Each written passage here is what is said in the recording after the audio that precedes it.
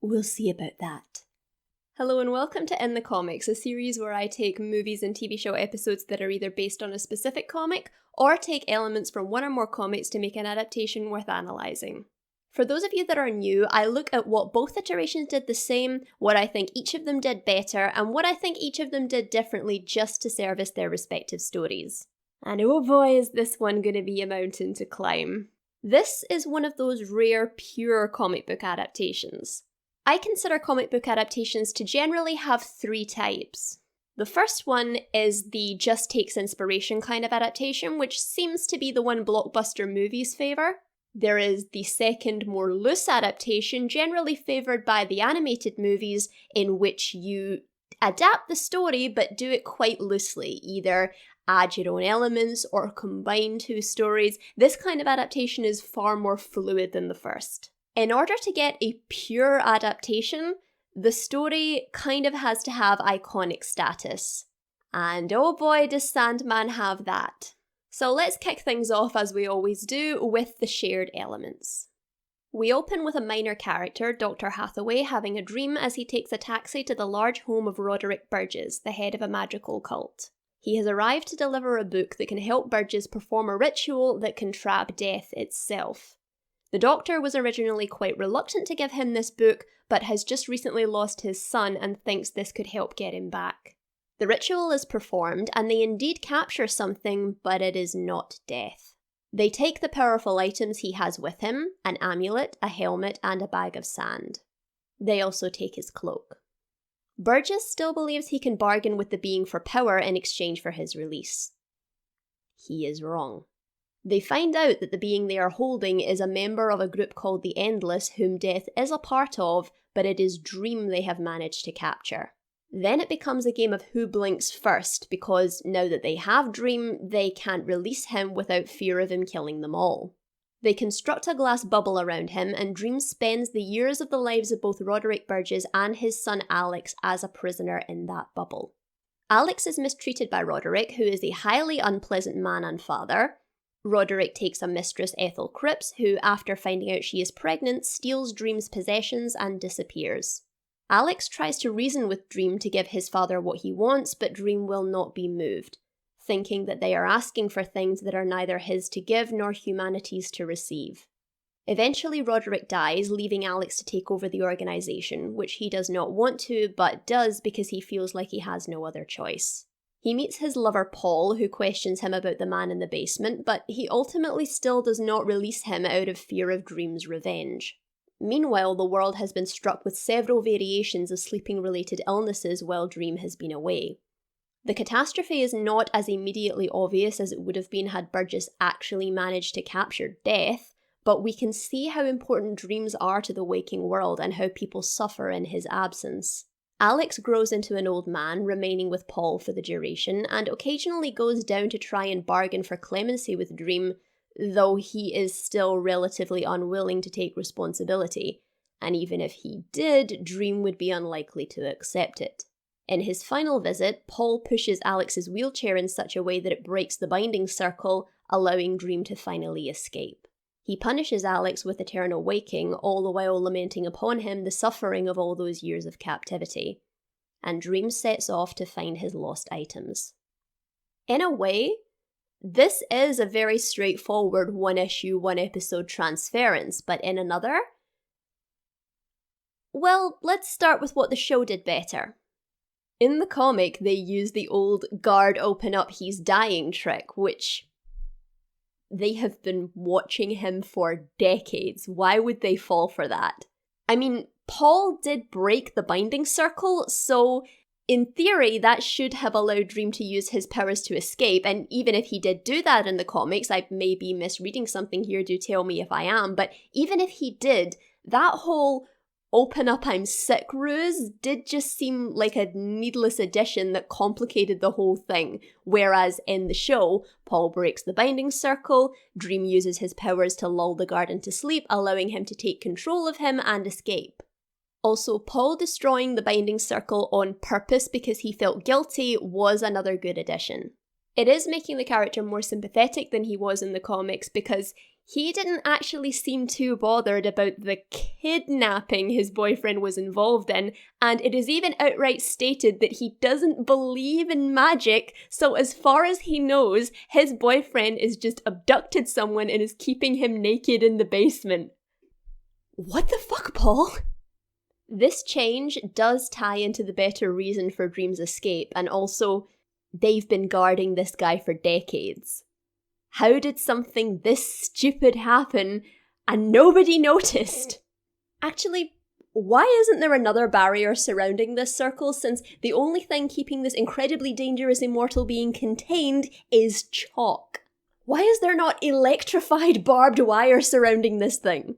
Yet in both iterations, that was kind of a misstep on the part of the characters. So yeah, Dream's escape was much better, and Paul's character change helped it make more sense.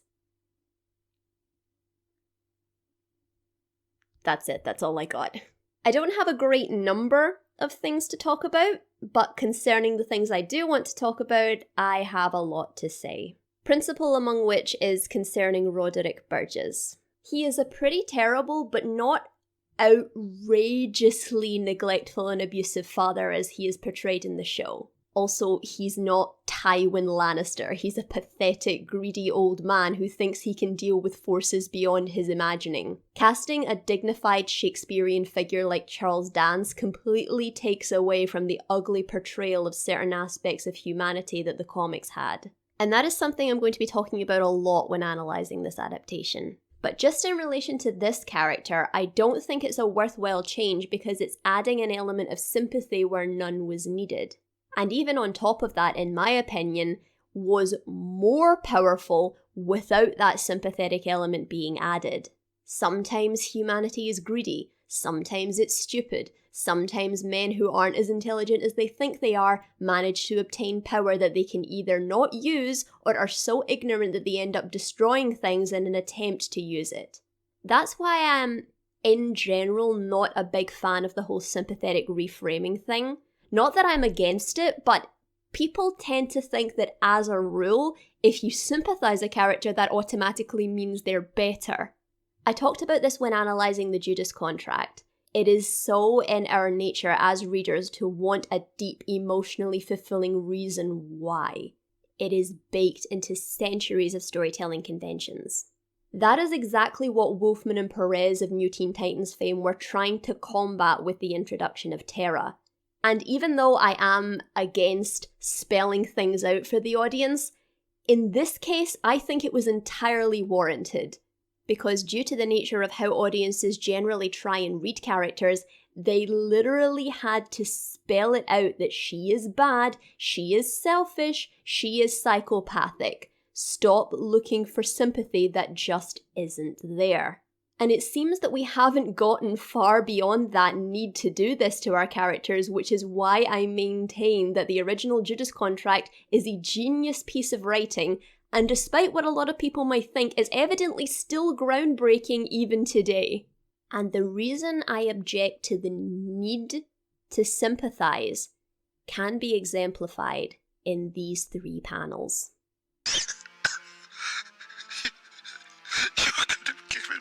Power beyond my wildest dreams. I didn't have to get so old. That is his motivation, not some "my son died and I want him back" nonsense. That was the motivation of the Doctor. We do have sympathetic characters in this universe, but Birch's motivation was just simply, I don't want to get old and die. I came across magic beyond my wildest dreams and thought I could use it to make it stop. I didn't need to get old. I don't need to die. And this ties into a very important theme of the comic, and the show knows this because there is a character that carries over the more positive elements of that theme later on.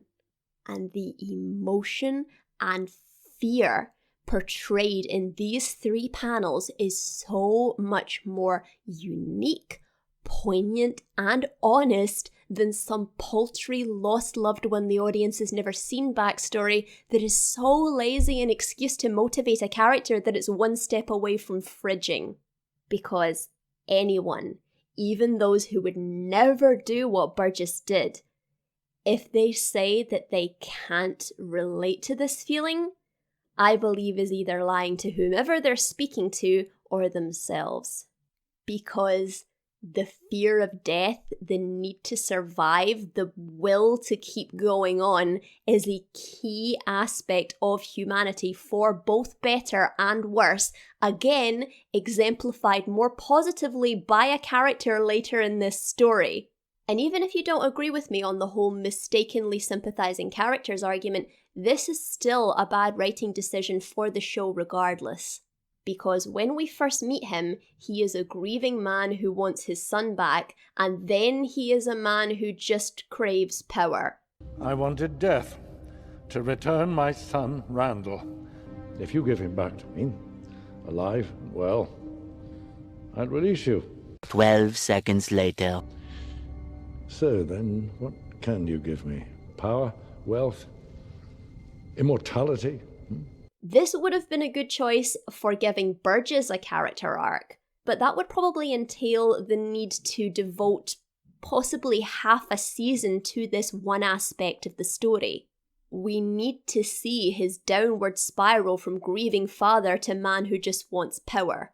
They didn't show that downward spiral because, simply put, they couldn't. They didn't have enough time. Not only did they have the entire rest of the story to get to, but they decided to focus emotionally on Alex. I have similar feelings about Alex Burgess, but I decided to put that as a neutral change. And even though I'm going to be doing a decent amount of complaining about it when we get to the neutral section, I will say why I think it ultimately balances out. Whereas I believe the changes to Roderick Burgess are cheap and serve no purpose. Because losing a child is something we can all in some way relate to. Even people who don't want or like children can in some way understand it. And on Alex's end, being beaten into submission is something we can all imagine. But none of us would like to imagine that we could be this weak with so little making us this way. Over-sympathizing characters, especially those of macabre and existential stories like this, paints a pretty picture over the ugly, honest, naked displays of human fallibility. I'll be saving this mostly for the next episode, but the comic pulls no punches when it comes to portraying suffering. There are detailed descriptions of pain and even a slight touch of body horror, which the show surprisingly shies away from. Which I think is a bit of a missed opportunity, but perhaps there were certification concerns involved with that decision. And that leads me to the last thing I want to talk about in terms of what the comic did better, and that is the visuals. The show is not uninteresting to look at, but it doesn't have a whole lot of personality, at least in comparison to the comic. Dreams are stories, but they're not exactly like stories. They bend, they merge, they fade, they don't act like the waking world. The comic shows this, and I think in doing so, advocates for a more fluid idea of storytelling. Whereas, ironically, the show is structured to high heaven. Where's the colour? Where's the trippiness? Where's the unexplainable madness that is dreams? I think you kind of need one of those visionary directors that would just create something crazy. I wouldn't necessarily trust this guy with the story, but at the very least what he would come up with would be dreamlike. This isn't bad. It's just uninspired? Okay, on to the neutral changes, and the biggest one I want to talk about is Alex. His personality is kind of the same, but making his father more outwardly abusive is a cheap way to get the audience to understand why he's so beholden to the man. Again, masking the truth that some people who would have otherwise been good people are weak-willed enough to fall under the influence of those with power. Disguising the truth that while some people with domineering parents grow out and away from them, many don't.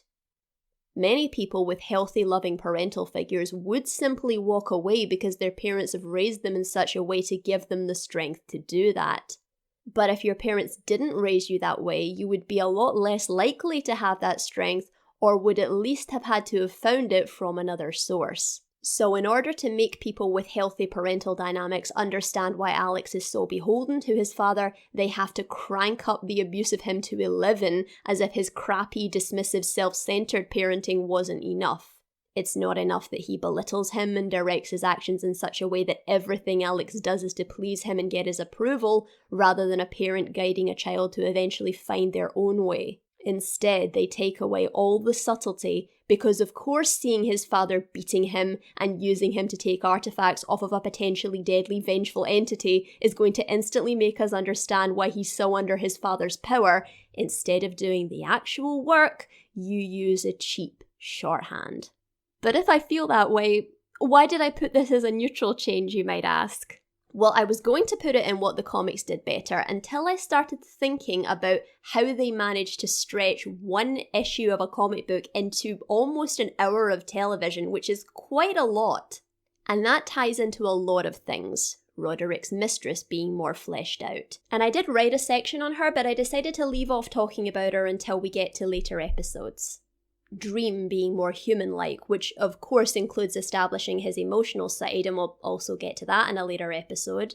And just the overall fleshing out of the world, which is done more gradually and visually in the comic. And mostly the less episodic nature of the show, which focuses more on fleshing out the continuous main plot rather than jumping around the world like the comic did. And I believe the last one is a neutral change too, because despite the less structured, more chaotic nature of the comic more closely resembling a dream, it wouldn't really translate that well to the medium of television. It's certainly not impossible, but if you jumped around as often as the comic did, it could be very jarring and off-putting to a general television audience. This ties into Alex being a more fleshed out sympathetic character. They kind of need to draw people into this world and get audiences to care about the people involved in this incredibly odd hostage situation. Also, if Dream were captured and then set free a third or even half the way through an episode, we wouldn't really feel the passing of time that much and therefore not feel his suffering as greatly.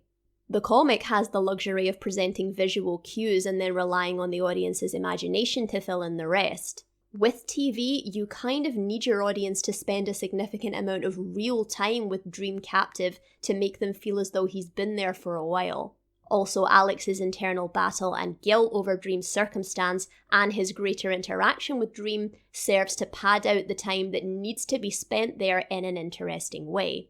And even though I still believe they could have stuck more true to Alex's circumstance and the more subtle abuse and manipulation rather than shouting to the heavens, "He's being abused! His father used his child self as a human shield between him and a dangerous immortal creature. His father doesn't even acknowledge that he has a second son. His father beats him with a cane. His father berates him even after he does him a massive favor. He's being abused. Do you sympathize with him yet?" See my Judas Contract review for why this particularly lazy brand of sympathizing characters really, really annoys me. But even though I do believe it could have been done better, the choice to flesh him out and sympathize him is a neutral change. Since the show is less episodic, they decided to focus on Dream's thoughts and feelings, making him more human, which is why we see him saying goodbye to Lucienne before he gets caught. And we see his face all the way through, whereas the point of view we get from him in the comics is through his eyes from inside the glass bubble. The first time we see his face is when Alex is asking him to give his father what he wants. In the comic, this builds the tension of just what this $2 magician has managed to capture, and that's also why we are only told outright that he is Dream after he escapes and is punishing Alex, whereas in the show we know he is Dream right away because they are trying to humanize the character a lot more. And while I think the humanizing of Dream in this fashion is a mistake, this goes in the neutral section because the storytelling choices they make are just in service to what each version is trying to accomplish. but I will be talking about the decision itself in a later episode. And the final, quite interesting change I want to talk about is the introduction of the Corinthian. And this is tied mostly to the storytelling structure of television. As I said, the comic jumps about the world a lot, and the Corinthian doesn't appear nearly as much as he does in the show, and doesn't actually make his first appearance until issue 10. The decision to introduce him right away, even before Dream was captured, was to give him as a villain more of a narrative through line, and also a greater personal connection with Dream. Ultimately a very smart decision, but still a neutral change due to the nature of what elements of the story each version is servicing. So you, from all that you've heard here, probably think I don't rate this show very highly. And I don't. In comparison to the comic. I think due to the existential, trippy, very deep nature of the comic, it could come across as quite inaccessible to a general audience. Because some audiences, quite strangely, don't want to ponder the nature of humanity while watching the latest Netflix show. I know, strange, isn't it? So even though I have sounded quite harsh here and will likely continue to do so, I do have a lot of sympathy for some of these changes, despite the fact that I do believe they dilute the story and its power. That can be the consequence of adaptation sometimes. I do think this could have been done in a more artistically magnificent way, but probably not without alienating a significant portion of the audience they're trying to appeal to. So for what it is, it's pretty okay.